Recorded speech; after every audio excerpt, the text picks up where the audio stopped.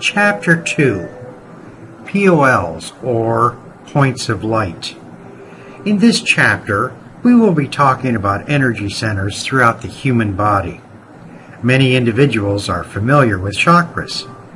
During the upcoming increase in energy flow, there are some key energy centers that will become extremely important, of which I wish to discuss in this chapter. Let's look briefly at the 7 major chakras. I will only touch upon these very quickly. Further study should be made by individuals wanting to know more. Likewise, only a few attributes are discussed. This is only meant to be an overview. Based on the internet site heartofhealing.net, the 7 major chakras are the root or base chakra, sacral chakra, solar plexus, heart, throat, the brow or pineal, and the crown chakras. The 3 lower chakras are often described as being related to our functioning as a human being on the earth plane. They are controlled by the energies of the planetary physical plane. The chakras above the diaphragm are controlled by the energies of what is called the cosmic plane. The upper 3 chakras in particular are involved with the processing of spiritual energies.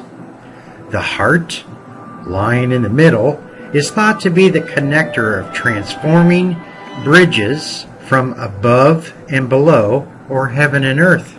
As we progress spiritually, the upper chakras are awakening, producing the expansion and development of the spiritual levels of the aura.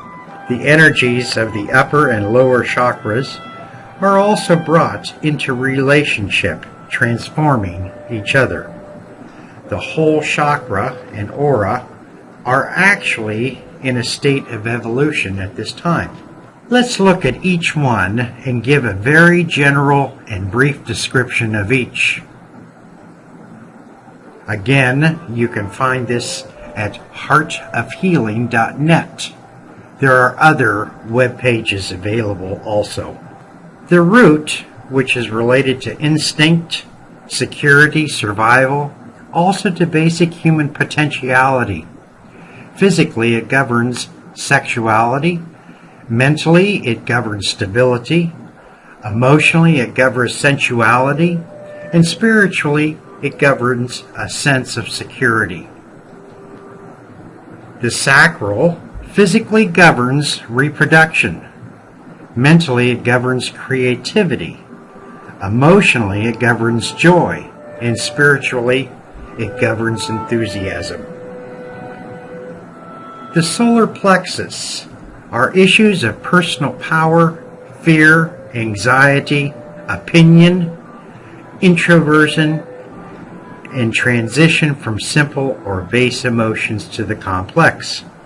Physically, it governs digestion. Mentally, it governs personal power. Emotionally, it governs expansion. And spiritually, all matters of growth. The heart involves complex emotions, compassions, tenderness, unconditional love, equilibrium, rejection, and well-being. Emotionally, it governs unconditional love for the self and others. Mentally, it governs passion, and spiritually, it governs devotion. The throat may be understood as relating to communication and growth through expression. Physically, this governs communication. Emotionally, it governs independence.